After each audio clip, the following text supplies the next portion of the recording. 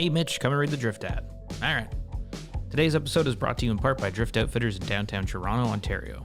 Drift Outfitters is your source for all things fly fishing. From waders and boots to thread and feathers, Drift has it all. Check in on their website for their latest updates and policies regarding shopping during the pandemic. Curbside pickup for your online and phone orders is a great way to get the gear you need, and they're shipping for free across Canada on orders over $175. Visit driftoutfitters.com to learn more. driftoutfitters.com.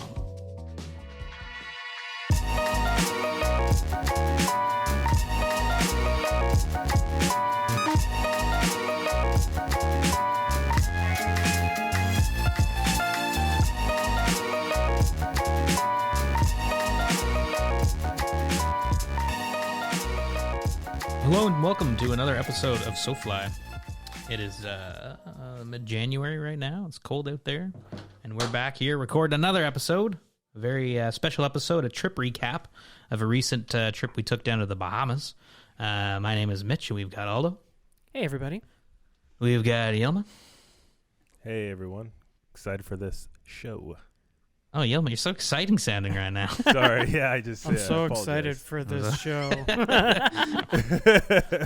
on, Yelma, keep it down over there. Jeez Louise. We've got Matt Dodson. How's it going, Matt? Hey, great. Good to see you, Mitch. Good to see you guys. It's I feel like a part of the family now. Getting used to this. Oh, hell yeah. Hell yeah. Dude, this is like, what, your fourth podcast or / live stream with us? That's right.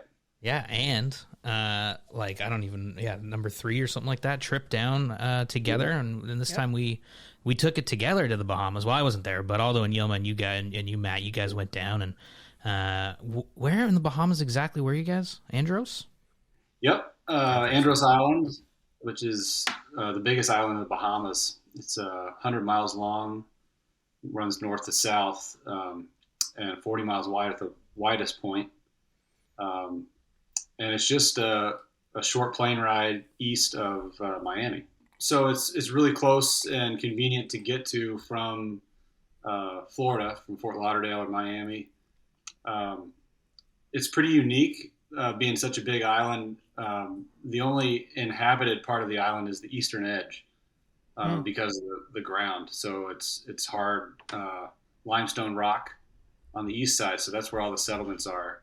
Anything like the whole western half is pretty much marsh, mangrove, swamp, flats, and really low elevation. So, very few. There's a couple fishing camps around there, but that's about it. So it's for the size of the island, it's just pretty remote feeling and undeveloped, which is a great setting for a fishing trip. Yeah, and a hell of a fly fishing destination, right? I mean, like, it's got some of the best bone fishing in the world. If I were a bonefish, that's where I would want to live. Yeah, perfect conditions for them. Setup, yeah. Yeah, I mean, it felt pretty remote when we were flying over it, that's for sure. I mean, like, if you pull up a map, working in that Ottawa fly fishing shop, like, reading, it was an Orvis shop, and you know how, like, those Orvis magazines used to be, like, the J. Peterman catalog. Totally. And, I always read stories about Andros, so I couldn't believe, one, that I was going there, and two, I was actually flying over it. And, yeah, just, like, if you even look at it on Google Maps, it's like, it doesn't look like anybody lives there. Yeah. I know. Pretty spot on. I mean, to call them towns is I guess, overstatement, really. They're just little settlements, and they're kind of connected by, a couple miles here and there, and every little settlement has its own unique little vibe, and everybody knows everybody, which we got a little taste of. Yeah, big time. Just a real, it's not a touristy feeling place at all. It's really authentic, and the people there are really nice and happy to see you. If it weren't for everybody wearing masks because of COVID, we would have had the biggest smiles at us and just welcoming us with open arms. You know what I loved? Aldo and I were sitting at the airport heading back to Nassau, and we're in the waiting room, and everyone who entered that waiting room, whether they knew you or not, would come in and say good morning. you know. Yeah. And You it mean on reminds me of Andros? Trinidad. Trinidad's the same way on Andros. Yeah. Yeah. And it reminds me similar to Trinidadian culture. Like they just do that. It's so polite. It's like good morning, you know, Yeah. and then they move on with their day. Yeah, It's that like- actually that's a really good point. Yeah. Bit of a Tarantino way of doing this podcast, but at the end of the trip, just waiting for the plane. Yeah, everyone was just walking to the airport waiting room, which is just a room about the size of my apartment, which is awesome. Yeah. And it was just like, yeah, everyone was just like, "Good morning." I love it. It would never happen. Never happen here. No. No. Yeah. People would think we're crazy if that happened. If it was Yeah. in Pearson. Yeah, Yeah, exactly. kind of Pearson. Hey, good morning, everyone. What? People are like, "What the fuck is going to blow the plane up?" If you notice on the customs form, I knew the Bahamas was my kind of country the first time I went over there. When reason for visiting, bone fishing has its own checkbox. Fly fishing. There's Yes. fly fishing awesome. / bone fishing. Oh, wow, that's cool. Absolutely. When I saw that, yeah, that was great to go on the tourism site, and it's not just business or pleasure. It's business, pleasure, fly fishing, bone fishing, scuba Yeah, diving. Yeah, it's crazy. Awesome. So you guys were pretty remote too, right? Like where you're at. Like I know you're talking about people hanging out and stuff, but like you flew in on like just a little plane, like it was a tarmacker, right? You guys landed on tarmac and hopped off. Yeah, it's phenomenal. It's Maker's Air is the airline, and forever they were just a freight company flying, Amazon packages to people in those settlements over on Andros. Then they bought some new planes and started carrying passengers over there, and they're twin engine. I believe it's a Cessna Caravan. I might have my planes mixed up, but yeah, nice comfort. I mean, the seats in there are more comfortable than the giant airline that I flew back to Texas on. Yeah. And yeah, it's cool that the pilot's wearing shorts and a captain's shirt, and Yeah. you would probably wear flip flops, but I imagine that there's a rule against that. Yeah. But yeah, and Yeah, so you land. It's an hour and 10-minute flight, and my dad described the runway as a driveway. Yeah. Embellishing a little bit, it's perfectly safe, but Yeah, it's for just sure. not a big giant runway. So Well, you're just a little more remote. You're a little more out there. Yeah. I felt Yeah, like so you were in yeah. a movie. Felt like Yeah. you're in a movie. But that flight was, I'll put it up there with, when we first went to Attawapiskat and that float plane flight. Mm-hmm. I'll put that flight, Matt and I got a spectacular sunrise. Like over, just as we took off over Miami. Yeah. And that was like one of the coolest things I've ever seen. And then all of a sudden, you're putting a pretty low flying plane by the time you get to the Bahamas. And then you see the flats like starting to or just the ocean and the underneath the water and then the flats and then the island just like kind of reveal itself in that, in the only like that, those small planes. Like I think they had like 8 seats in the plane, Yeah. Mhm. That was cool. That was for that Yeah, to be that- the first thing that I experienced. It was like, whoa, Yeah, those Yeah. views. Yeah, he called me right away and told me. The flight pattern, every time I've been there, you fly right over the jolters. So when you're actually going to fish the jolters, you're like, that's it. And of course, you can recognize it because we all obsess on Google Earth before we go on these trips. Yeah, totally. But it's just a cool greeting, I guess, welcome into the area. So what are the jolters? You guys keep talking about the jolters, and Yeah. I was hearing about them in text messages and stuff. Like what is that? It's a series of keys. So in the Bahamas, they spell it Cay. Yeah. But they pronounce it keys. And a key is a small island. Mhm. And so these keys run north up towards the Berry Islands from the Andros mainland. And they're connected via a mass expanse of white sand flats. And then you get these tidal cuts, these creeks that run in between them. And that's what connects, the tidal flow to the ocean, just a few miles east. I mean, sometimes we were fishing ankle deep water that was a quarter mile from 2,000 feet of water. Oh wow. So it's just I mean, if you could imagine a bonefish flat, that's what you get times infinitely. I mean, I've been there a few times, and I feel like I haven't scratched the surface. There's so much water to fish. Yeah. And then, you know, it's a well-known spot. However, the first day we were there, we were the only boat out, skiff. And then the second 2 days, the last 2 days, there was one other skiff out fishing, and he was our buddy from Chicago.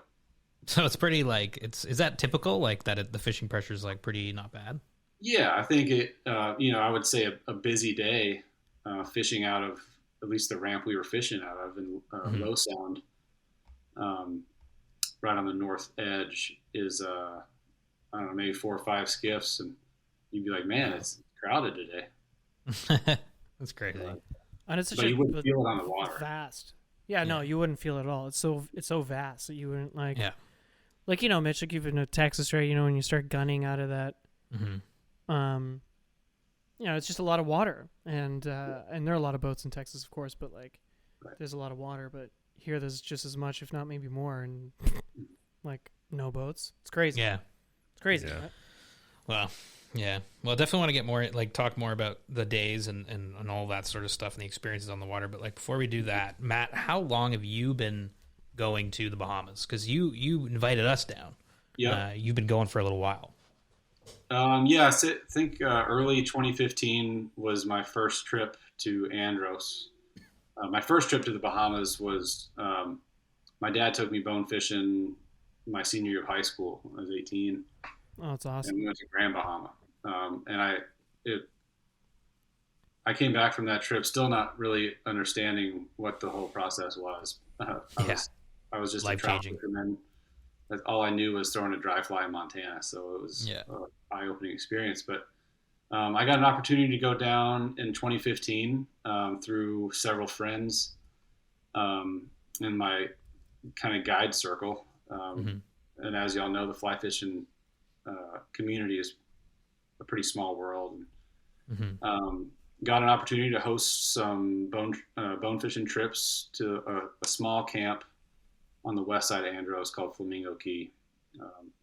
It's just this little fly-in, sort of an Alaska-style lodge. That's very, very nice. Like, what do you mean by Alaskan style? Like, just so like fly in, fly out. Like, so the owner has a de Havilland Otter seaplane.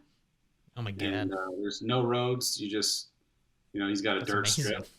If the strip is too muddy, he'll land on the water. Oh my God, that's so cool.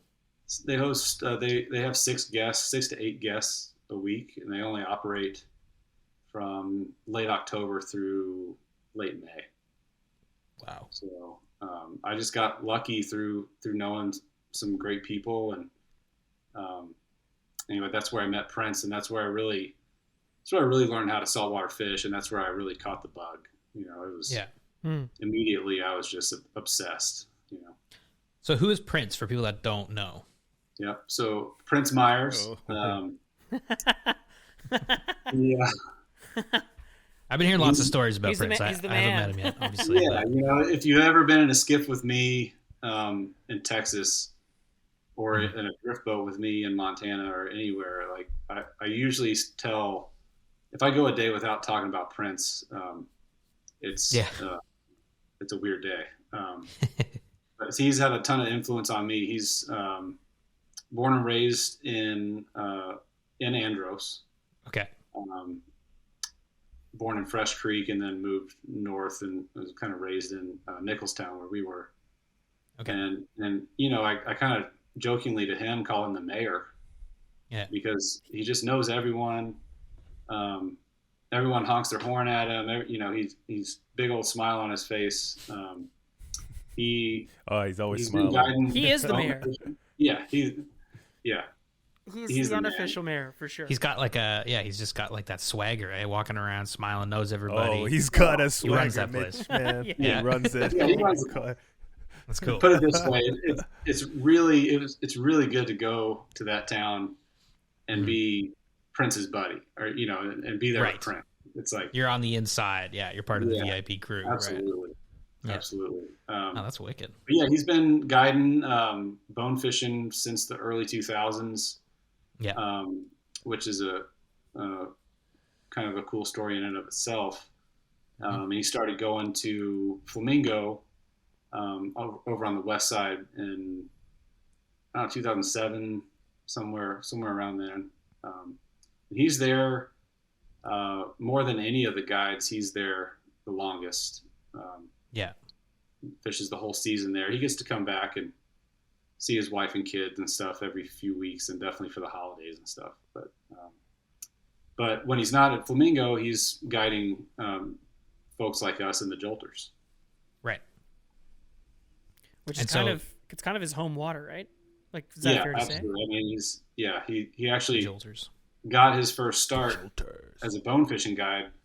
He was out there in the Jolters fishing for bonefish and snapper and stuff for dinner back when everybody used to keep the fish they caught all the time, and found these guys, these American guys in kayaks way out there, and they kind of hailed him and said, "You seen any bonefish?" And he's like, "Yeah, right over there." Well, they ended up catching a bunch, and they came back to town, said, "You should be a bone fishing guide." And it's sort of like, That's where it kicked sort of off. the idea. Oh, damn. So, There you go. That's cool. I mean, if there's anybody that knows where to find fish and how to find fish, he's the guy you want. So you guys were down there. You had the best guide, a friend of yours. Yeah. Best guide, best host. Sorry. You were best host. You guys were like ready to go. I mean, that's like the good recipe right there, you know. Where were you staying? Where were you staying for this one? You guys were staying. So again, it's good to know Prince. It's a duplex villa that's privately owned by some brothers from Philadelphia that Prince knew just because they've owned this place for 30 years. And through Prince, just talking to him, like, where do we stay? Of course, there's plenty of options. And any of them are going to be great. But this one in particular just fits my style of traveling. It's amazing. It's like it's a 4-bedroom villa that's split into 2 halves. Okay. So like there's 2 units with like 2 bedrooms and a kitchen and a living room each. 2 and like kitchens. the living room and the kitchen is like an open concept kind of area. And then there's a little, like, I would call it, it's fair to say, a mud room in the middle. that connects lobby. the two. Kind of thing. And it's I got call like it a lobby because because it's clean, and a huge. but it's more like a. Sorry, Aldo. Go on. No, I'm just excited. Go ahead. It's a huge, with a huge patio right on the beach. It's like That sounds awesome. it's amazing. It's amazing. Airbnb style. Yeah, Yes. that sounds great. Yep. Yeah. And we Very comfortable. We spent every time I've been there. I've spent the majority of my time on the porch. Right. Just Great. looking at the water. Yeah, it's That sounds awesome. and we sleep with the sliding glass doors open, especially this time of year. It's cool and there's no bugs, so you get that nice sea breeze coming through. It's at night here at home I'll put on like ocean sounds to fall asleep, and it was like if we could record that, I told Aldo we could maybe Totally. hear, some Oh, spots. 100%. Yeah. I 12-hour video on YouTube. Yeah. I slept really Totally. well. Well, actually, this question, Matt, can I ask you a question for Mitch? Sure. This is for Mitch's knowledge because I just want him to feel comfortable the next time he comes. But I'm also assuming. What is the weather? Is the weather Where is this comparable going? to? Is the weather comparable to Texas's weather? Because This is a Caribbean island that we visited, and I was not hot. I was just comfortable as shit. It was Right. breezy. Sweater it was weather? warm. No, not sweater weather. Not at all. Right. But I mean, yeah, Is Well, it comparable to? Texas gets colder, Yeah. and maybe even hotter. Oh, yeah. The Bahamas, just everywhere surrounded by water. Even in the summertime, you get a sea breeze. Yeah. When it's calm, it's hot as hell. But now's a really nice time to be there because it's still warmer than back home, no matter where you are.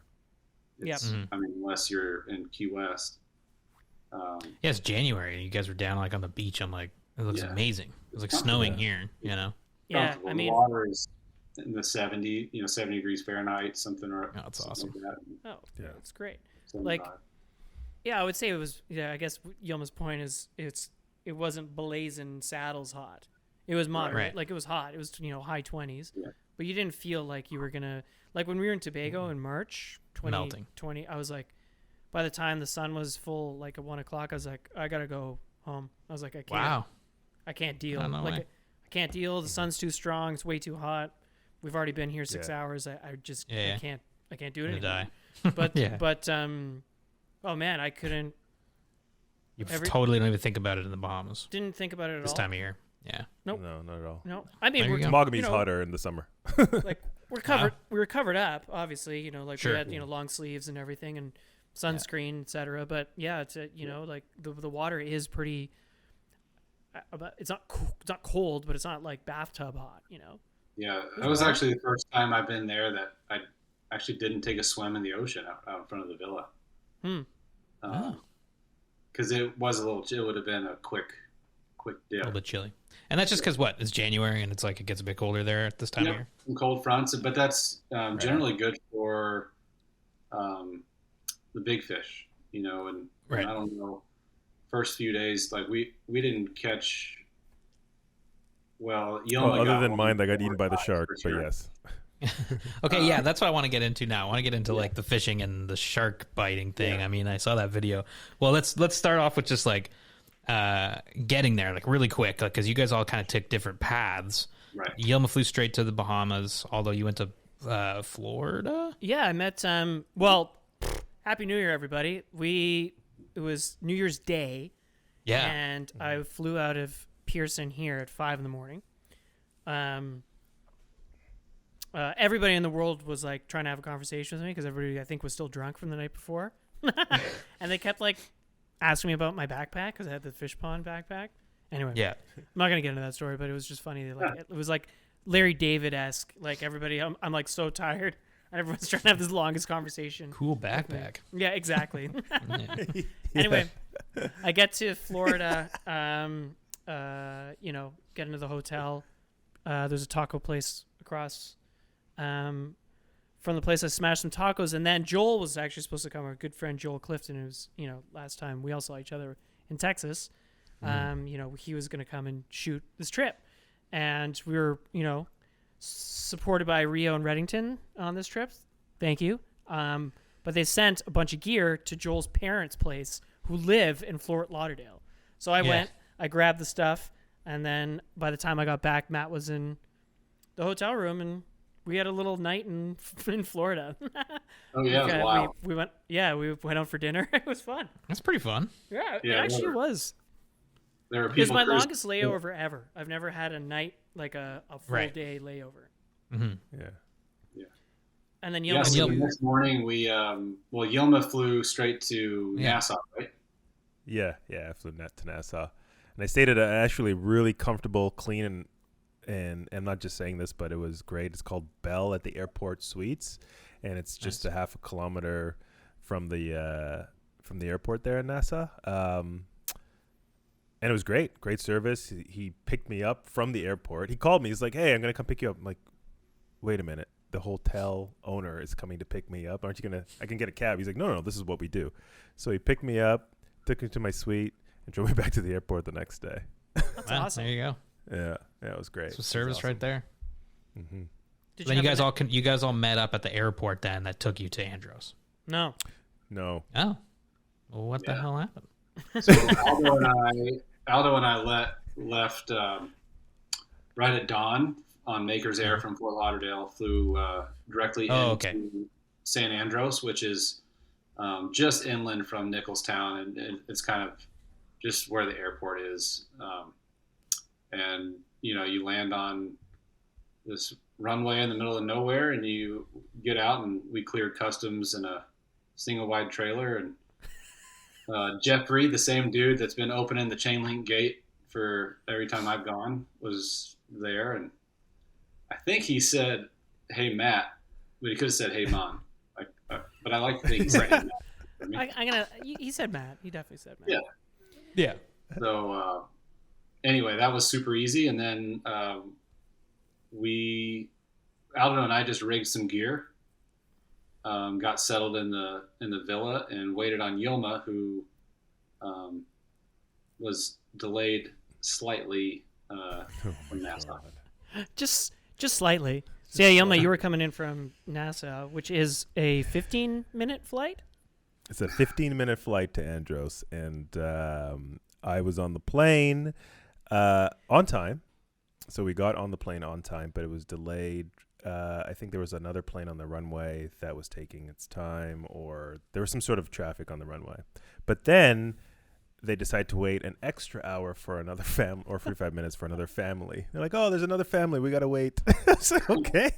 So we waited for this family, and an hour later, I am in Andros, basically.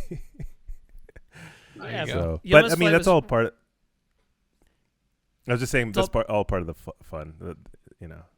Yeah, for sure. Like Yilma's flight was supposed to be like at land at 9, which actually was sort of the same time that we were supposed to be there, but then it got pushed to the afternoon, and then he was 2 hours behind even that. So Matt and I got there before, grabbed the groceries, and like Matt said, like showed up at the villa and started rigging gear, spooling backing and tying knots and stuff. And man, when Prince picks us up from the airport, so this is my first introduction to Prince, and you know, he's a big dude. He's tall. Like, this is a big, boisterous dude. It was pretty awesome first encounter with Prince, you know, big booming voice and giant hand shaking my hand. I was like, cool. Yeah. This is Prince. This is the guy I've been hearing about since, you know, the first time I met Matt in Texas. And then he drives us to the place, and you can't see it's unfortunate, Yilma, the way we took you in, because you got to see the beach and the ocean, which it's not a bad thing necessarily. But we went through the land side of things. And so when I showed up at the villa, I hadn't seen the ocean yet. And where you park the car, you come over this crest. And then all you see is the beach and then the ocean and the villa. And you're just like, damn. Like, that was my first impression, was just like, I was like, damn. Yeah. I think I said that out loud. I was like, damn. I've been there before, obviously. So, like, I just sort of, not that I'm numb to it, but I just get out of the car and grab bags and pop on over. Aldo's like, whoa, you know, like, ocean. Yeah. Well, the water's like, it's impossibly blue, right? And the sand is impossibly white, and it's like, you know, gin clear water, and it's just like, you know, crazy scenic. It just was, and levels of turquoise. Because, you know, based on the depth, obviously, and it's just it's like a gradient. You know, like the gradient. You go in Illustrator, Mitch. You know, I'm talking design talk right now, and then you do the gradient with the turquoise. That's what the water was like. Well, it's also the first time you're seeing this place that you guys have talked about, like, you know, wanting to fish for so long and everything else, right? So yeah, it's cool. It was super cool, and the place was awesome, and you know, I mean, what can I say? It was just we were drinking. Oh yeah. It was Sunday, which you can't buy beer at the liquor store on Sundays, and Monday was a holiday. So Matt and I actually had to go to a bar and get this guy to open his bar so he could sell us beer from his fridge. another perk from being there with Prince. I mean, you tell him you got a problem, and he's like, all right, let me make some phone calls. Yeah. Granted, it was an expensive phone call, but what are you going to do? Not drink beer? I know, Matt. Yeah. I think the case of beer came up to $90, and Matt's like, I've never paid that much for beer in my life. I'm like, well, don't move to Ontario.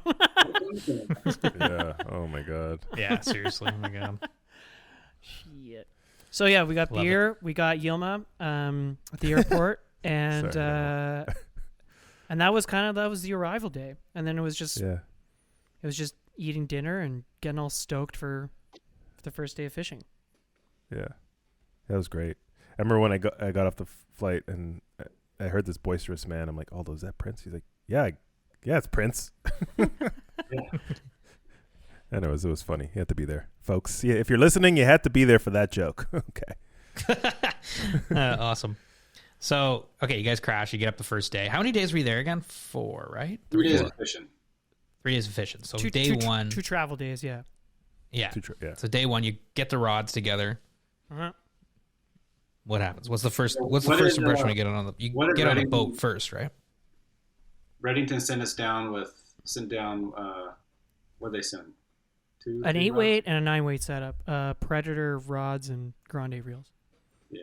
that's Oh, sweet. nice. Yeah. So you busted those out, popped them together. Mm-hmm. And then Prince's. I would say a pretty modest start, like pickup time. Like he was picking us up at 8:15. We because it was because of the tide, right, Matt? Like the tide was pretty Mainly high. in the tide, morning? yeah. It fishes best there on a low tide, on either side of that low.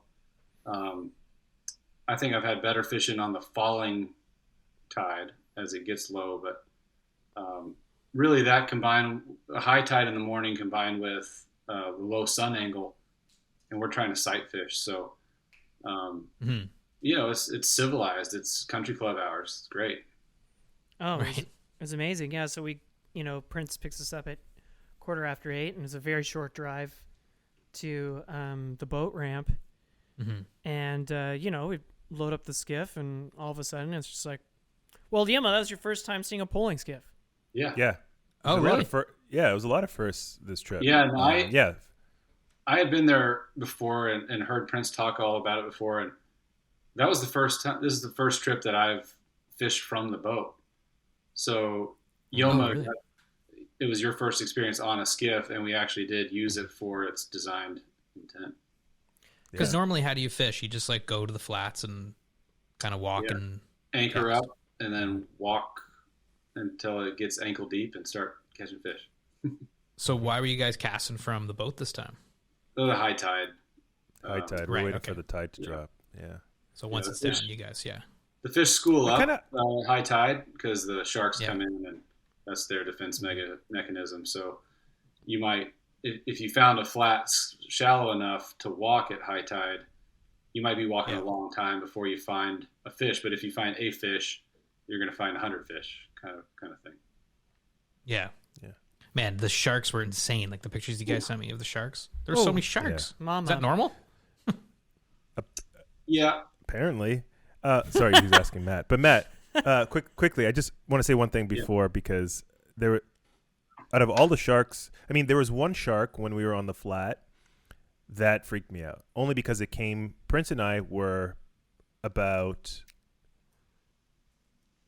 15 feet from each other, and a 6-foot lemon shark swam right between us. And I thought it was going to circle me because, I hear like they circle you to kind of like figure out what you are. It wasn't circling me, which was good, but I got a little freaked out.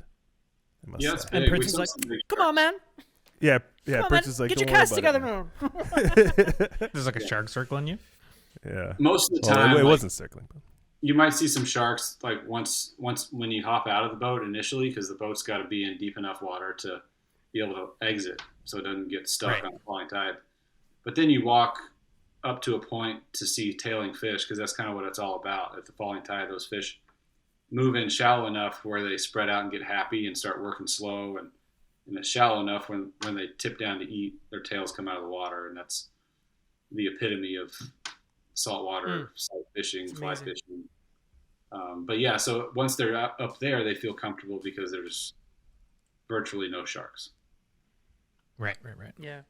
I mean, there were a lot of sharks, but I mean, you can't say I never felt unsafe, even though, maybe you did, but irrational. But a yeah, little when bit. we we start off the day one, we happen upon a pretty big school of fish, which, I felt like I was doing a pretty good job spotting fish in Texas. Yeah. I was like, couldn't see a bonefish like for the life of me, at least the first day.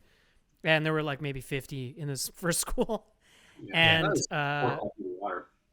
sorry? It was 4 or 5 feet of water, and it's That's true. It can be tough to really spot them. Yeah. But it was cool, man. Like we happened upon your first fish, and honestly, Matt's first cast, because Matt fished first, just so we could see, what, because it's feeding bonefish is a little bit different than feeding redfish, which is what I was used to, which is those little bumpy bumps, and then you strip set. These are longer strips, and the casts are typically longer than redfish. Is that fair to say, Matt? I was finding that anyway. Yeah. Right. And so, Matt's on a fish pretty much right away. And then all of a sudden it's like, okay, Yilma, you're up. And I got the camera. And Yilma, what was that like? It was four or three anglers watching you, and you're like first casts in a while, It's like, I know. It wasn't as nerve-wracking as the compared to how nervous I got when I was on the flats, Mitch. But first cast, I had a. Was it the first cast that had the fish, or was it the second? Yeah, pretty much. I think it was like the first. Are you always casting like to a fish, or are you sometimes blindly casting? Is it always sight fishing, or is it sometimes you're like? No, always sight fishing. Always sight fishing in the sense that Prince sees it, even if you don't. And you might see a fish, he doesn't, but it's yeah.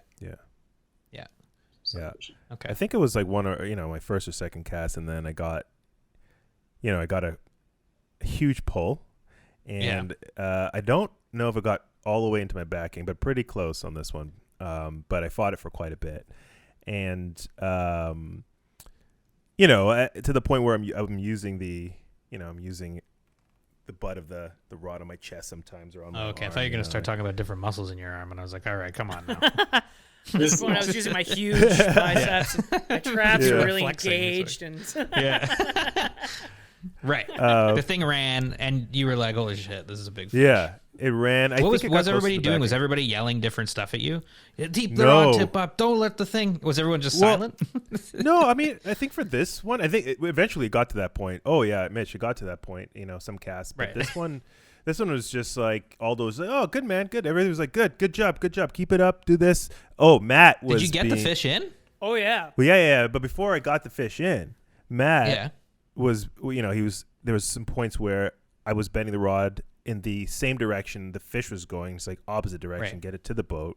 And he was trying to get me to bring it over to further away from the motor, away from the skiffing pole. Skiffing pole? Push pole. Either one's fine. Push pole. All right. The skipper. Push pole. Skiffer-rooney. And,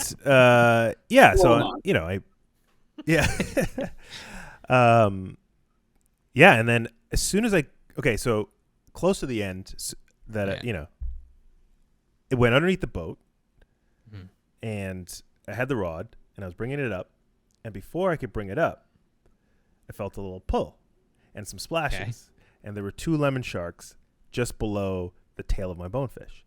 And then in a split second after that, half of the bonefish was gone. Jesus. And I saw the whole thing. I saw the bite of this lemon shark. Lemon shark was about 4.5 feet. And it was the cleanest cut I've ever seen, because I was, I felt a little pull and splashes in the beginning, but that cut, if I didn't see that the shark was there, I wouldn't have really felt it. Yeah. Jesus. And I pulled it up. And sharks, I guess. Dude, that was I know they're not interviewing me right now, but I just got to say, this is the most incredible experience that I've had fishing thus far, because of, this is the stuff that I would put in a Factor Fishy, or that I would just YouTube, and see these videos, because there were Factor Fishy moments. There was a lot of Factor Fishy moments. Yes, exactly. And I just, I was blown away. I didn't express it at the boat, but now I'm thinking about it. You were like, you turned the camera, you're like, that's the fucking craziest thing I've ever seen in my fucking life. But, it's this moment of, obviously you don't want this to happen.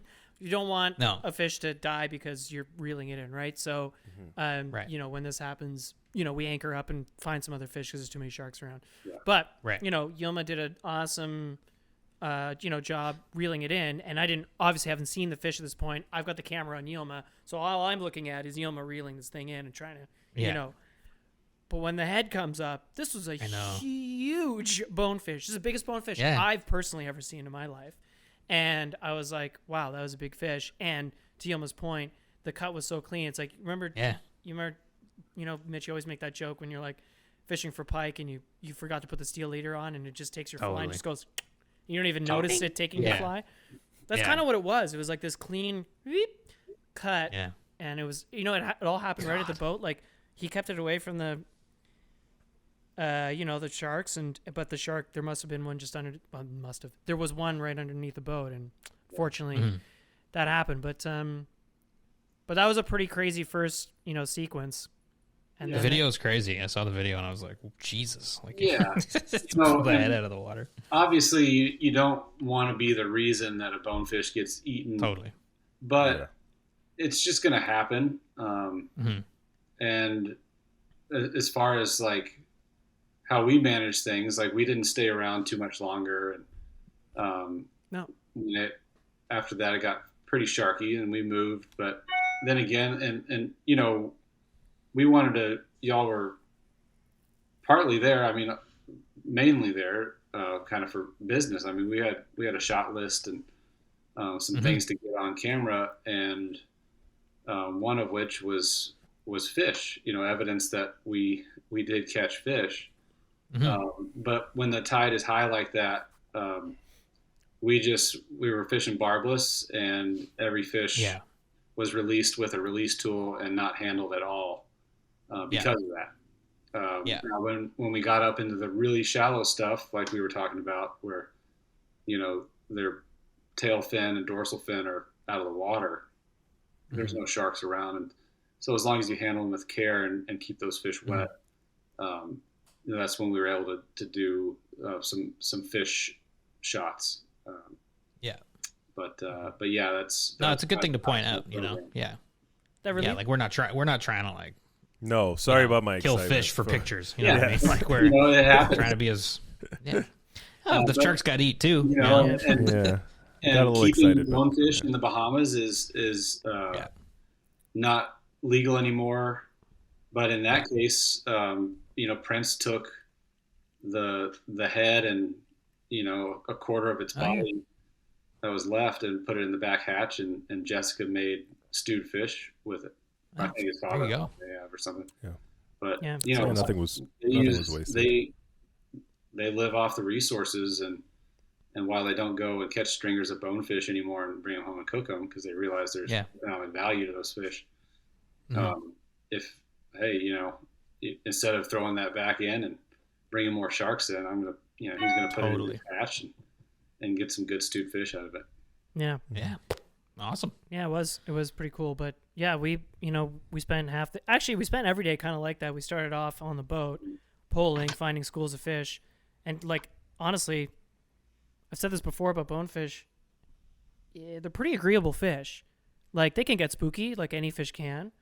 Yeah. But if you put a good cast on them, and if you present the fly well, they tend to make eat. them see it and let them eat it. It's kind of the two.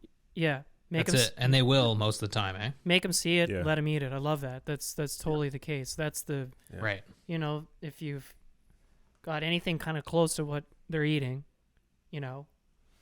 I've always found in my limited experience that they eat. Yeah.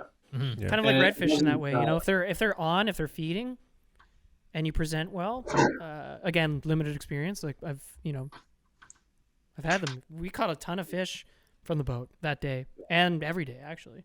And fly selection was all about weight, as long as it was something that they could see, which is generally bigger than what you might fish in Mexico or Belize for bonefish, but it was all depth. So obviously in boot top depth with tailing fish, you weren't going to throw a lead fly because it would spook them. But if we were in 3-4 feet of water with a bunch of current, Prince's fly, the Island Girl, actually has 2 tungsten barbells on it. So it is quite heavy. And it can get down and in front of those fish's face. And that was a program. I love that. Like Aldo said, boat fishing in the morning and then a tide would switch, and we'd put our boots on and go wade. Hop in. Which And the fishing the whole first day was just like, it was great fishing the whole day. Sunny, beautiful, amazing. pretty calm. Yep. Wow. Yeah. When My favorite day of fishing was actually. Oops, sorry. Go on, Yuma. No, I was just saying my Keep favorite day of Tarantino fishing. on this thing. My favorite day of fishing was the last day. We're on day No, one. I'll go. No, I was just saying, like, I think the other notable thing about that day was for the first time we got off the boat, and I started flying the drone immediately over this. And I realized, I was like, trying to get a shot of Yilma and Prince walking together until I realized there's like a school of 100 bonefish right out in front of them. So then I start flying, I point the camera straight down, and I bring the drone up, and I'm literally in the boat, like my mouth is like open. I'm like, are those all fucking fish? And they were all just this huge bonefish school. And then you see the sharks and barracuda like weaving in and out of them. That's the coolest thing I've ever seen, I think, like in terms of nature. And like, I was like, I'd like, you see these shots in Planet Earth or whatever, or some pretty awesome videos on Costa, or like some, our last guest, Nick Price, is taking, looking at some of his images. And all of a sudden I'm seeing this bonefish school get worked by 6 sharks. Like, the battery life is 30 minutes, and I flew it for the full 30. And it was noticeable for by the time I started the flight to ending the flight, the size of the school was smaller. It's crazy, eh? Yeah, like you could see that the fish weren't, as dense as they were before. Maybe because some of them just ran off, but probably because most of them were getting eaten.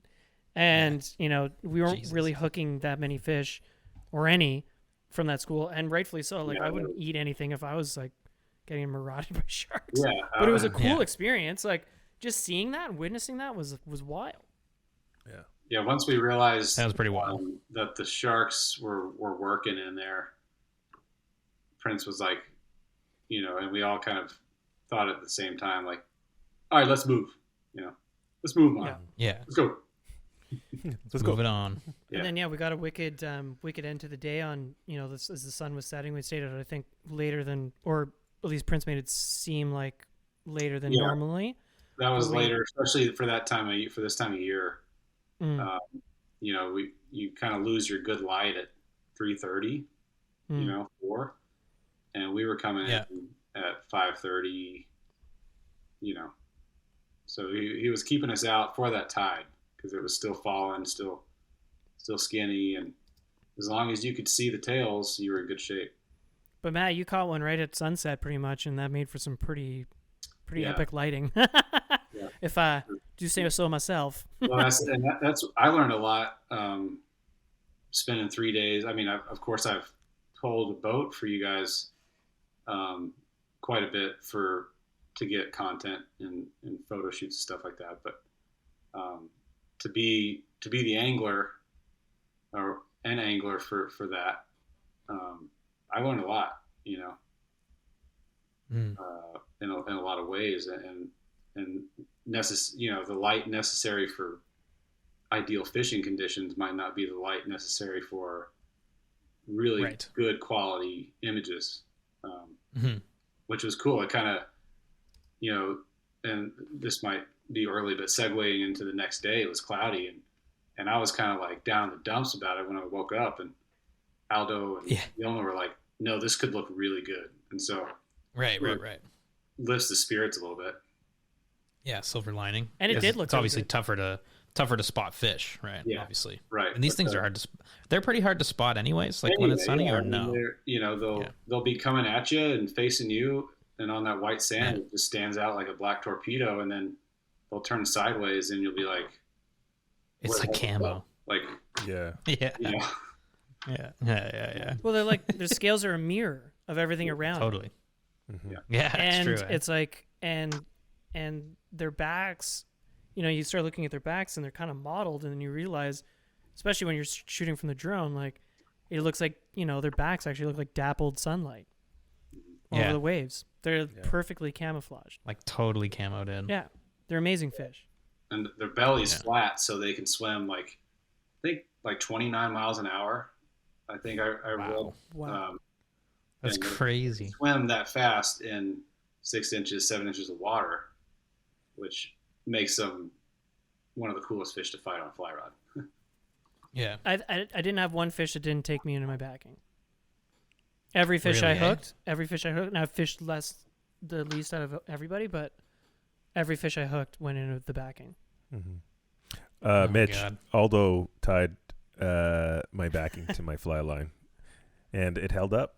Yeah, I was. Oh, there you go. Dude, I was stressing like that when Matt and I were putting together the reels. He's like, "Hey, do you know how to tie a bimini knot for the backing?" And I was like, Yeah. "Yeah, I do." Yeah, I do, but like I usually I do. I usually tie them for like trout reels. Totally. Where like Doesn't I don't matter, have to worry about this. Yeah, So exactly. I was like, Never seeing you again. yeah, but that first time I saw the backing knots go out, I was like, okay, here we go. It's awesome. All good Yeah, though. All good. you hear that click click as it goes out, and you're like, sweet, it's still on. Yeah. Yeah. Yeah. Or also when it comes back is another good feeling. You're like the dunk dunk dunk dunk dunk, and you're like, okay, sweet. I was using one of Yeah. my old setups, and a couple times Aldo was walking with me taking pictures, and you'd hear it go through my guides, and each time we'd be like, ooh, like it's on its last leg. It's coming up. Yeah, Ding, it's ding, coming ding, up. ding. I love it. Yeah, we Okay, so Oh. I was gonna say day 2. Oh, yeah, You got day more 2. day 1 stuff? No, just the last thing, which is like Jessica, which is Prince's wife, cooks all the dinners, Okay. and Prince brings them to the villa. And I just wanted to mention that the food's just spectacular. Just awesome. Just every night was that is nice. so just every night the food. The first night was steamed snapper. Second night was like garlic shrimp, fresh seafood. Mm-hmm. One night was ribs. The last night was Cornish hens. It really was a treat. Like, and a lot of food too. Like a lot of food. Yeah. Yeah. We were walking a long way, and we just made, kind of kindergarten style ham sandwiches for lunch, and we'd pound those on the flats, and then you come home, and Jessica brings over this massive dish of the best Bahamian style food you could ever imagine. Oh man, that's awesome. That's a nice. That's a wicked touch, and that's such a good way to end a day too. Yeah. A day like that on the water. Yeah. Jeez, Yeah.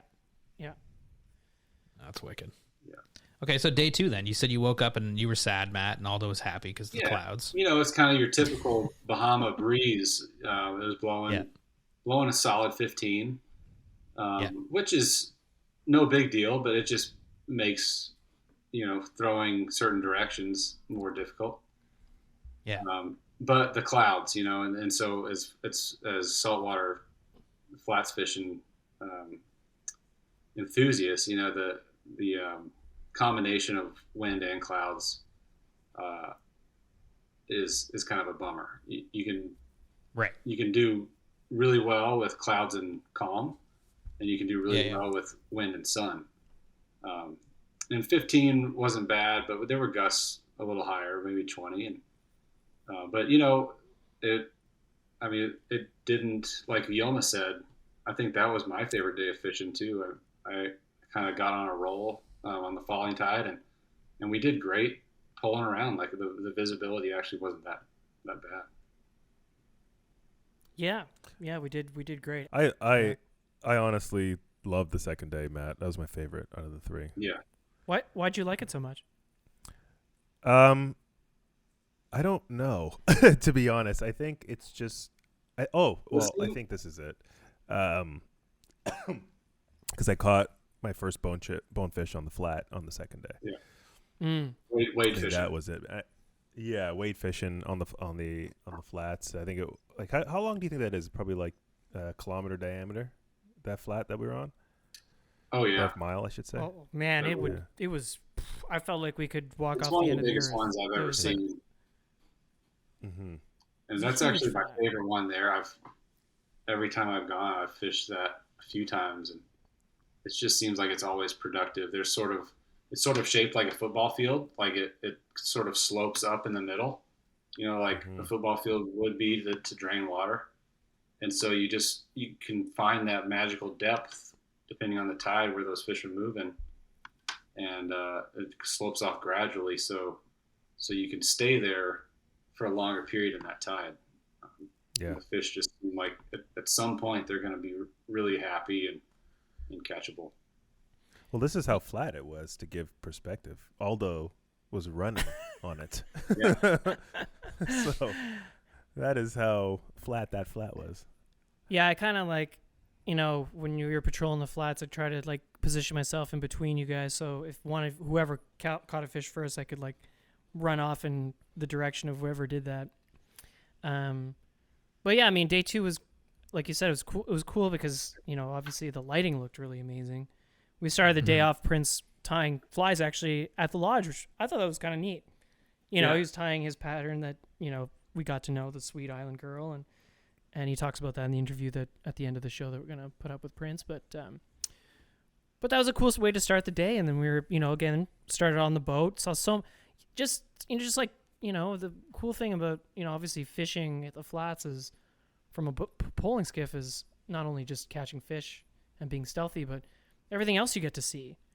Yeah. Like we were tons of giant rays swimming by the boat, and tons of sharks, which it makes the fishing annoying, but they are beautiful creatures. Like, it's a pretty crazy thing to witness, and just like the wildlife that you get to was cool too, right? So, and I was like hopped off the boat and walking in the mangroves taking pictures of you guys, and there was like a baby shark and turtles and stuff. I was like, man, this is crazy. And we were hooking fish. Like, how can you complain? Yeah. And then we got off the boat and hopped on the flat, and spent the a good portion of the day on the flat, catching fish. And Yilma, that's when you took a few tries. Yeah. So I didn't tell Mitch this yet, but I was with Prince, and it was very windy, and I took 8 shots at a bonefish, and I one out of the 8 shots I caught a bonefish. So it was 8 different fish, Mitch. So yeah. What? Wait till you come to the Bahamas, man. It was windy. Yeah. Yeah, you get excited, I get excited. Exactly. Matt, I was getting excited. I was forgetting to punch it, you know what I mean, each time. And, well, Prince explained this fairly well to me.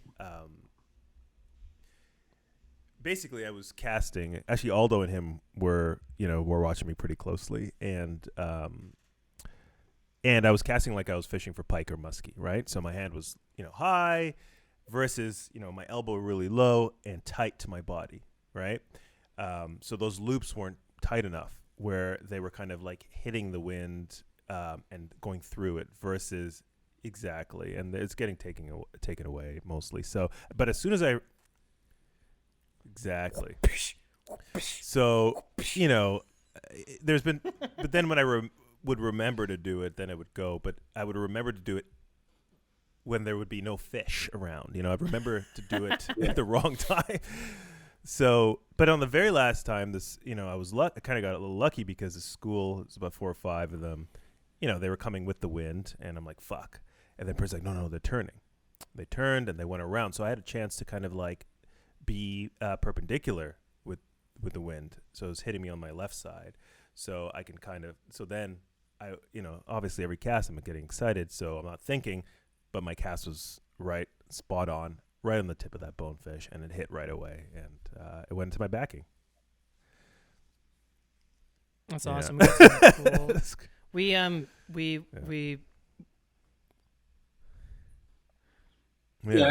like seconds too. That's the cool part. Mm-hmm. Well, the thing about the fish, if we're gonna compare the fish fights on the flats versus the boats, I find that the ones on the flats, because they're not worried about sharks, they're darting less left and right. They get hooked, and then they're just like, okay, we'll see you. And they're not like, where should I swim? Is there a shark behind? They're just like, no, I don't like this, and and they're not trying to stick with the school. Yes, that's right. Yeah, they're just like, Yeah. But to Yama's point, like, you almost point like you're walking this flat sometimes for half an hour, maybe an hour without seeing anything. Sometimes it's just 5 minutes, 10 minutes or whatever, but just depending on, the way the schools are moving or if it's a single bonefish or a pair, you're looking at empty water, you're looking at, then all of a sudden you see some nervous water and then you see a tail, then you see a back, then you see the V wake it's making and you can pick out the direction it's swimming. It's like your heart does start going like, starts racing. You're like, oh fuck, like, am I ready for this? Am I going to put it in the right place? Am I going to gauge the distance properly? All this is going through your head while at the same time the fish is like swimming pretty quickly, either away from you or to you or beside you, and you have to do everything pretty quickly after potentially half an hour of just making Talladega Nights jokes to each other. Then you have to like kind of like, I always know when Matt catches or spots a fish because he'll be halfway through a joke. He'll be like, yeah, so anyway, that one time and then everything goes quiet and I look at him, he's like a pointer finding a pheasant. It's just like all of a sudden he's just like, and it happens in Texas too. Like when you're on the polling deck and you're telling me a story or something and all of a sudden everything gets really quiet and I'm like, oh, Matt has seen something. Yeah. The hair walk. And yeah, exactly. You got to put it all together while you're still like, you're kind of freaking out. Like what did Prince in the interview actually yelled at Prince does kind of make fun of you of it because he said your knees were shaking, like doing it like an Elvis knees kind of thing. Yeah. Hey, mine did that today. I got to spend quite a bit of time on the bow of skiff here in Texas, and and I just finished 6-7 days of fishing, which is the most fishing I've done for myself in a long time.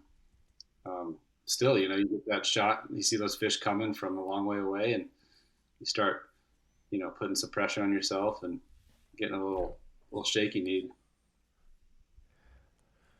Shaking the knees, yeah. Nervous water to nervous knees, Yeah. Whoa. So, hey, I was kind of walking by myself a little bit just because I'd done it a lot before, and Prince as the guide, I wanted y'all to get the full experience. So you spent a lot of time walking with Prince, which I did. It's kind of funny. You guys saw how he and I are together. Like, I love him like a brother, but we fight like brothers sometimes. And when he and I go fishing, it's usually too many captains in the boat. So we'll anchor up and he'll walk one way and I'll walk the other. And, whoever comes back to the boat first goes and picks the other guy up.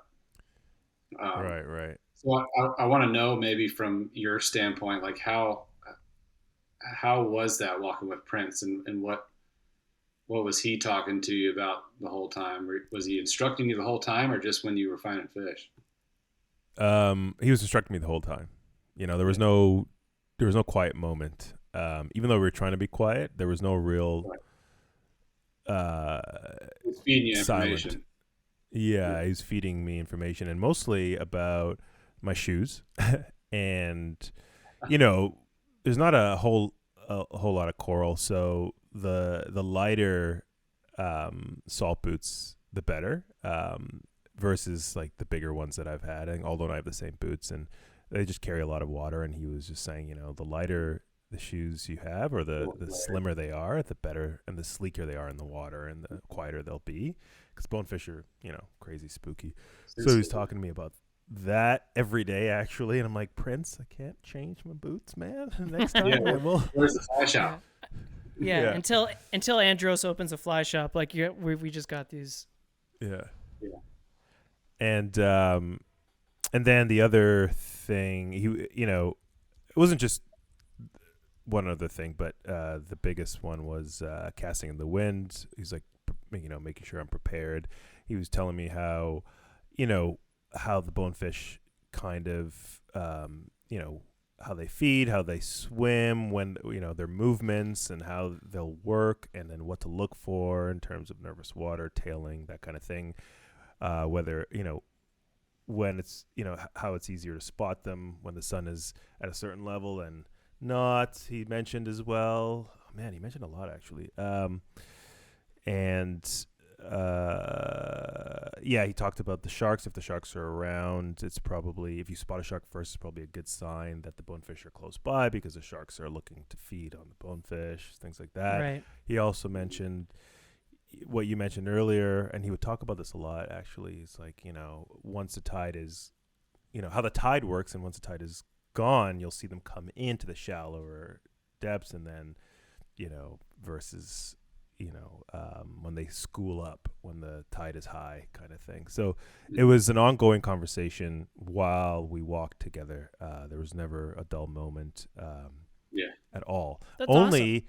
But yeah, and then as soon as we would see a fish, then the excitement would happen, then my heart would race, and then his voice would be like, come on, quiet, move fast but move slow. All those things, because this is the opportunity, and the opportunities don't come around that often. You could see them in 5 minutes, but you could see them in a half an hour, right? So Yeah. And I felt like that's a good point. Like, we did it was there's a lot of information in 3 days. Like, it's the most I've ever learned about bonefish between Matt, I know I'm like constantly asking you questions in Texas and here too, and Yilma, you got to walk the flat every day with Prince, and I didn't, unfortunately. So the few times I got instructions from Prince was usually on the boat.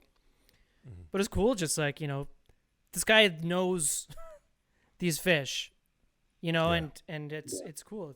It's cool, and man, can he fish! Like, He's a great angler. Like, he's really good caster. Yeah.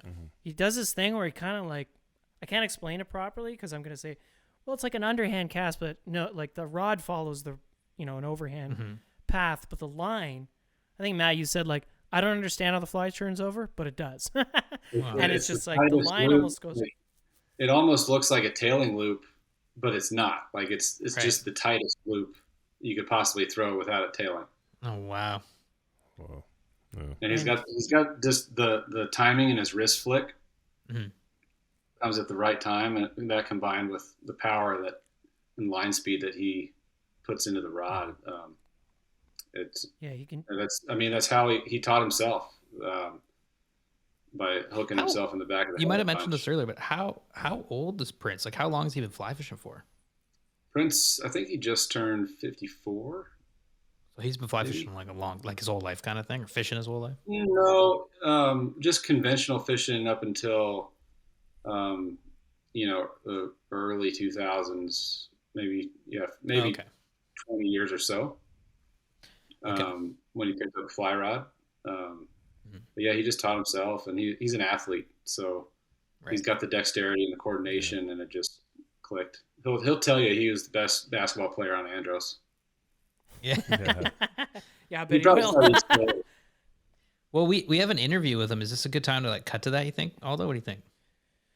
Yeah, I think so. I mean, like, there's cut really to like to talk about day 3. Like, what can we say about day 3? Like, aside from it was a lot like day Mangroves? 1, except for the weather was even better.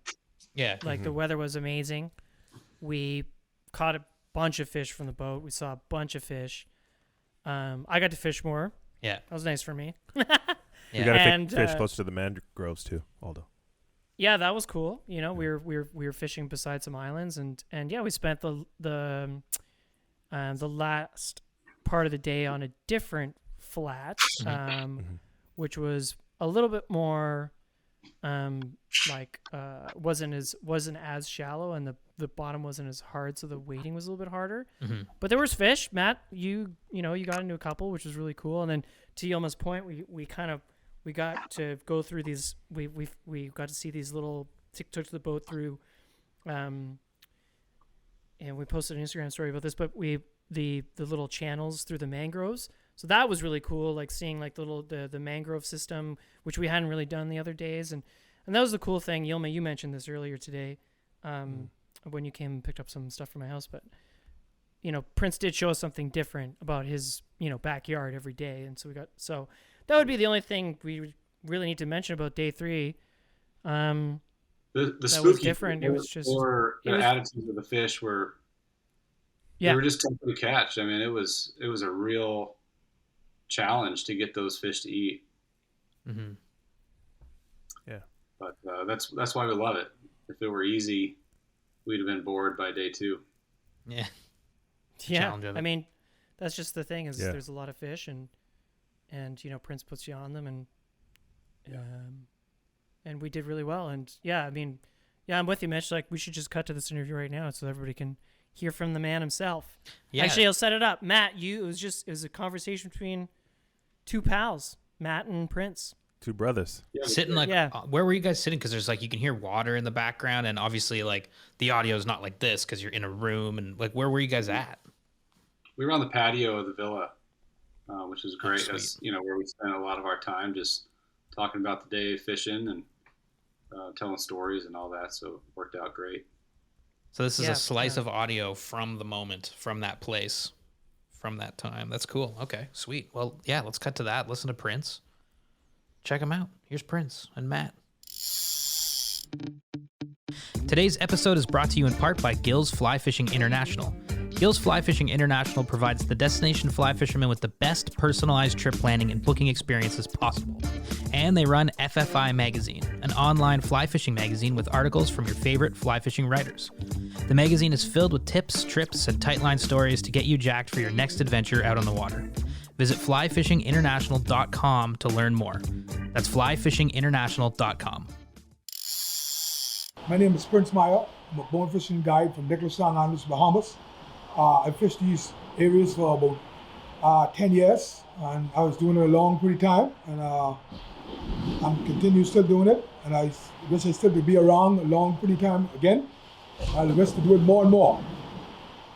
Yeah, Prince, so tell us about where we are and where we fish from where we are. All right, right now we're in Nicholasstown on the beach. Yeah. It's a nice area where we had back in the days we used to have a lot of Germans living in these houses and stuff, and after a period of years things get hurricane and storms and things push them away and push them around, and they left, and we got a few Americans around. Yeah. A few guys built some houses In Nicholasstown? in Nicholasstown. Yeah. Built some houses in Nicholasstown, and people still coming in pretty slow. So we got a few Americans build and buy a bunch of these villas up, Yeah. and they're living around. So I mean, it ain't as fast as it used to be, like about 6, 7, 8 years ago. Sure. It slowed down a little bit, Sure, so and so the villa we're in, right? The people come here to fish. right.